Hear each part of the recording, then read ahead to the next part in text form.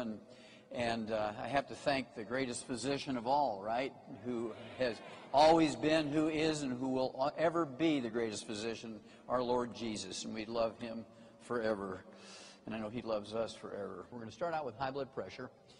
High blood pressure is not genetic. I'm going to say this to the different points of the compass because I know it's kind of a shock. High blood pressure is not genetic. High blood pressure is not genetic. High blood pressure is a simple mineral deficiency disease that can afflict anybody. Simple mineral deficiency disease. You supplement with the minerals, you don't get it. If you don't supplement with the minerals, you do get high blood pressure, and if you supplement with minerals, it goes away. It's just that simple. High blood pressure medication can lower blood pressure, but it doesn't solve the problem that caused the high blood pressure. You can symptomatically reduce high blood pressure, but you're still going to die from the complications of high blood pressure, even if though your blood pressure is, quote, under control, unquote. So once you appreciate that, you're going to add 25 to 50 healthful years to your life. And salt, everybody wants to tell you that salt is a bad thing. Salt is somehow related to high blood pressure. Whether you believe it or not, how many of you have heard that salt has something to do with high blood pressure? Okay, good. We've all heard that. Well, the first thing that a good farmer puts out for his livestock is a big salt block, right? And there's nobody out in the pasture telling a cow she's limited to 1 lick a day, is there? And so I refuse to believe my human patients are dumber than the cows. So I said, look, go ahead and just salt your food to taste. Don't worry about it. And people will say, well, every time I use salt, I swell up. My ankles get all fat, you know, and swollen, and I get worried about that. Well, when you swell up, when you get edema in your ankles and your face and your hands, when you use salt, that means that you have a low blood protein. You eat 4 to 6 eggs every day, and within 2 weeks you can salt your food with impunity, and you won't swell up anymore. You raise that blood protein up. People say to me, well, I can't eat eggs because my doctor said I got to worry about cholesterol. We're going to cover that in a minute.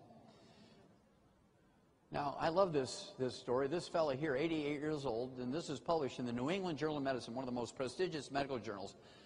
This old dude is 88 years old. He eats 25 eggs a day.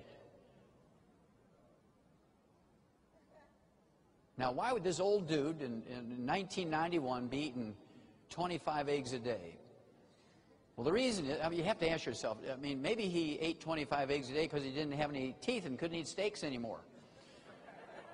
Or maybe he owned an egg ranch and, you know, was quality checking his product. But the reality is, when you read that scientific article, the more eggs he ate, he realized he became more studly. He became more studly the more eggs he ate. Because testosterone is 95% by weight cholesterol.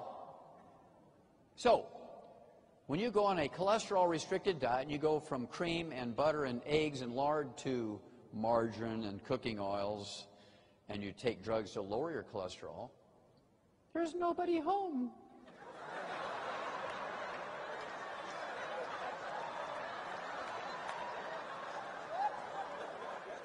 So, ladies,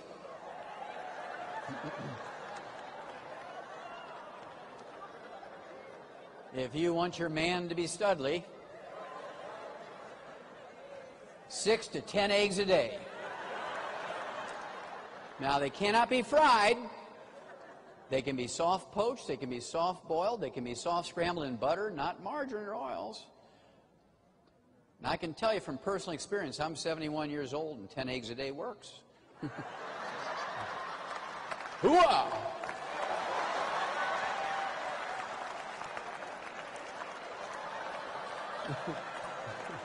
See, now the ladies, gentlemen, the ladies understand what I'm talking about.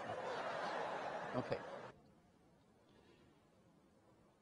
That little box down there in the middle, this was actually the same study I just showed you on salt. That particular study was actually a government study called the Sodium Task Force. They said medical doctors want you to get your salt intake to 1 gram a day, which is kind of like a half a teaspoon of salt a day. And if you do that, it increases your risk of dying of a heart attack by 600%. By following the doctor's advice, it increases your risk of death from a heart attack by 600%. If you defy your doctor and take double and triple the dose of salt that they're recommending, you actually live 25 years longer and don't die of a heart attack. Isn't that amazing? Okay, that's a government study. Okay, next. Again, for those of you who weren't here last night, this is a big study published in February of 1999 in Scientific American.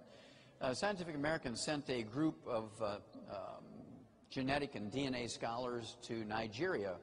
They went out into the forest of Nigeria, and their task was to find one black tribesman who had normal genes for blood pressure.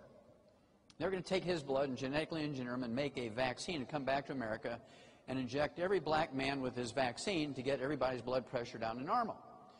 When they got to Nigeria, they were shocked to find out that only 7% of the people in Nigeria had high blood pressure, 93% were normal. They were just shocked, because in Chicago, the number or the percentage of people who had high blood pressure who had a genetic relationship to Nigeria from the old slave days, 33% had high blood pressure in Chicago, but only 7% in Nigeria. And that tells you immediately that it's not genetic, because your position on Earth doesn't determine how a genetic disease will manifest itself. So if it was genetic, it would be 7% in Nigeria and 7% in America. Or if it was genetic, it would be 33% in Chicago